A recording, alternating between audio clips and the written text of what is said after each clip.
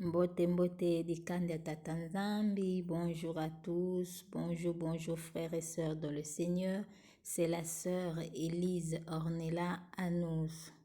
Depuis ce matin, j'étais en train de préparer l'enseignement de l'église, mais à la dernière minute, le Saint-Esprit a changé. Vu que c'est son travail, celui le maître, et on est obligé de faire ce qu'il nous demande. Saint-Esprit, prends contrôle de ce moment, que ça ne soit pas moi, mais que ce soit toi qui parles en moi. Et que la chair se taise en moi et que tu prends contrôle. Aujourd'hui, nous allons parler sur Matthieu 6, le verset 33. Qu'est-ce que la Bible nous dit? La Bible nous dit, cherchez premièrement le royaume et la justice de Dieu, et toutes ces choses vous seront données par-dessus.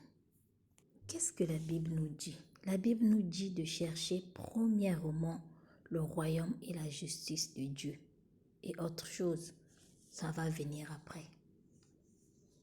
Bien-aimés dans le Seigneur, ce que j'ai constaté ces derniers temps dans les églises, on ne prêche plus le royaume des cieux. On ne prêche plus qu'est-ce qu'il faut faire, comment il faut marcher pour aller au ciel. On prêche seulement la bénédiction, l'élévation, le mariage, comment avoir de l'argent, qu'est-ce qu'il faut faire. Pratiquement, la parole, la base, on ne parle plus de ça. On ne prêche plus dans l'église comment marcher, qu'est-ce qu'il faut faire, comment chercher la face de Dieu. On ne prêche plus à ça. On ne prêche plus sur le péché. On ne prêche plus sur la sanctification. On ne prêche plus sur la purification. Tout le monde, la majorité sur 100%, on peut dire 90% prêche l'élévation, la prospérité. Alors, moi, j'étais gravement malade, presque à mourir. Presque à mourir, bien-aimé dans le Seigneur. J'ai cherché la face de Dieu. J'ai fait toutes sortes de prières. J'ai demandé pardon. Je pleurais comme un enfant. Je dis bien comme un enfant. J'ai reconnu tous mes fautes. J'ai reconnu ce que j'ai fait, les avortements, aller dans les boîtes de nuit, sortir avec les hommes mariés, boire la boisson, s'habiller sexy, laisser le corps dehors, mettre les mèches, se coiffer, les coiffes bizarres, les coiffes des hommes. Je me rasais les cheveux, je faisais les choses incroyables. Et quand le jour J est arrivé, la mort était là devant moi. J'ai pleuré de toutes mes forces pour implorer la grâce de Dieu. Et j'ai compris une chose, que je dois prier pour mon salut. Je ne priais plus pour autre chose. C'était le pardon, la sanctification et le salut. Pendant 3 mois, je dis bien pendant 3 mois, je priais sur ces choses-là. Je disais, Seigneur, même si je meurs aujourd'hui, je veux que j'ai une place au ciel. Pardonne-moi. Je priais tous les jours sur ça. Même les médecins, quand ils venaient me voir le matin, ils me demandaient, mais toi, tu as quoi? On ne te comprend pas. Ton cœur bat vite. Tous les jours, ton cœur bat vite. Tu as quoi? Je leur ai dit, j'ai rien. Eux, ils ne savaient pas que moi, je ne dormais pas la nuit. Bien aimé, je ne dormais pas la nuit. Toute la nuit, j'ai passé ma nuit à prier. Je dormais vers 3h, 4h du matin. Les médecins croyaient que j'avais un problème avec mon cœur.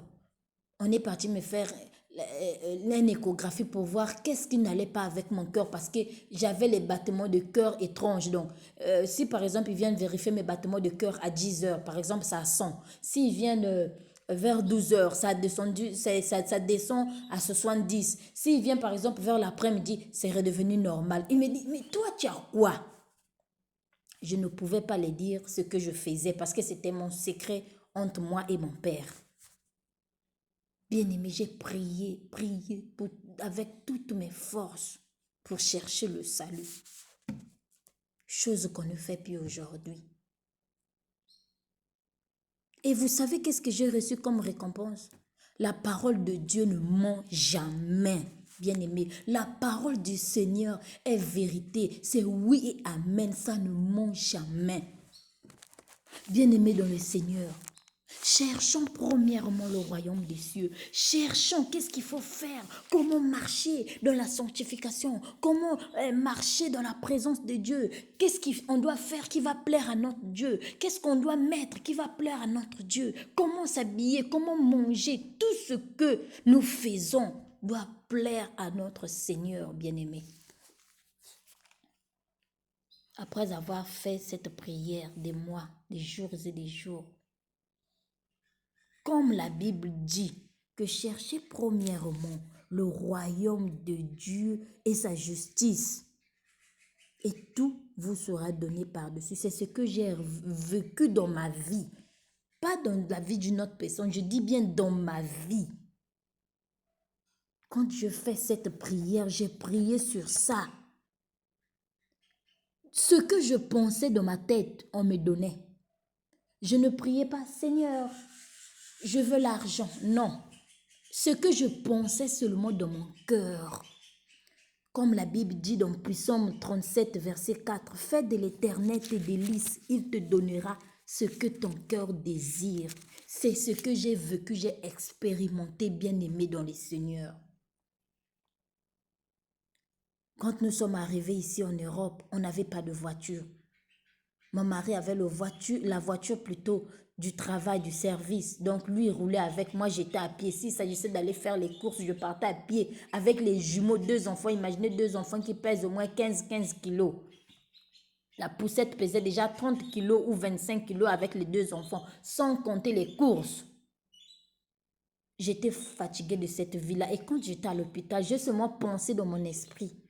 Dans mon esprit, j'ai seulement dit, Seigneur, je suis fatiguée de marcher à pied. Je veux une voiture. Je n'ai pas prié. Je vous dis bien, je n'ai pas prié. Comme on dit aujourd'hui dans les églises, prier pour le mariage, jeûner pour les enfants. Bien aimé, je n'ai pas fait ça. J'ai seulement parlé au-dedans de moi. J'ai dit, Seigneur, je suis fatiguée de cette vie-là. C'est-à-dire, quand je vais sortir de l'hôpital, là, je veux rouler. Je vais avoir une voiture qui va me permettre de me déplacer. Parce que vous savez, ici en Europe, c'est pas comme chez nous en Afrique, tu sors, tu prends le bus, tu vas au marché. Non, ici, le bus, c'est par heure. Donc, si l'heure du bus est déjà passée, tu vas attendre 1 heure ou 2 heures du temps. Attendre le prochain bus parce que moi, je ne suis pas en ville. Bien aimé, ce que j'ai pensé dans mon esprit là, c'est ce qui est arrivé. Et la voiture venait où? De la société là où travaillait mon mari. Vous avez déjà vu ça? Son patron lui a dit, ta femme marche à pied, elle n'a pas de voiture. Je l'offre cette voiture. Quand j'ai fait cette prière, ça n'a pas fait 1 semaine. Quand mon mari est venu me rendre visite, il me dit, demande-moi quoi? J'ai dit, qu'est-ce qui se passe? Oh non, mon patron t'a donné une voiture. Je n'avais pas de permis. Je n'avais pas de permis, bien-aimé.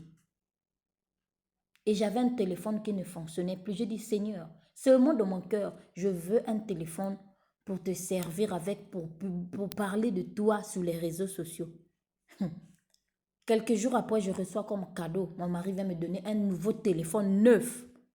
Bien-aimé dans le Seigneur, cette parole de Matthieu 6, verset 33, doit être la base dans la vie des chrétiens.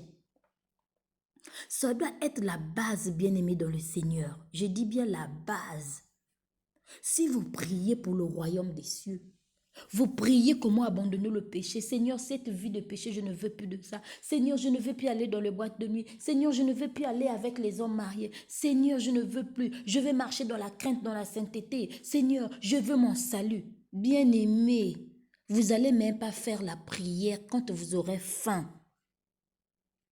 La Bible dit, regardez les oiseaux du ciel. Ils ne sèment ni ne moissonnent et ils n'amassent rien dans les greniers. Et votre Père céleste les nourrit. Ne valez-vous pas beaucoup plus qu'eux?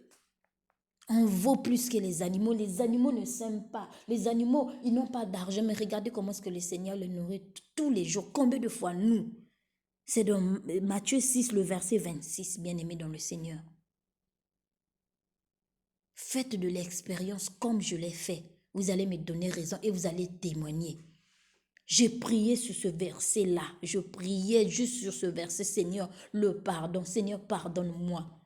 Tout ce que j'ai fait de mal, j'ai reconnu, j'ai demandé pardon. Bien-aimé dans le Seigneur, je viens parler à une sœur ce soir ou ce matin, ça dépend à l'heure que vous m'écoutez. Prends ce verset à cœur. Matthieu 6, verset 33. Commence à prier sur ce verset. Personnalise ce verset. Et tu vas voir ce que Dieu va faire dans ta vie. Commence à prier pour ton salut. Commence à prier pour la sanctification. Commence à prier, à chercher les choses qui plaisent à Dieu. Commence à chercher les choses qui plaisent au royaume des cieux. Qu'est-ce que je dois faire? Comment je dois marcher? Et notre façon de s'habiller détermine aussi si on est chrétien ou pas. Bien-aimé dans le Seigneur, ne négligez pas cette parole. Ne négligez pas Matthieu 6, verset 33. Matthieu 6, verset 33, c'est la clé. C'est la base. C'est la réussite. Si tu veux réussir dans ta vie, médite et récite, prie sur ces versets. Cherche la face de Dieu, la crainte, la sanctification, le salut. Vous allez voir ce que l'Éternel va faire dans votre vie.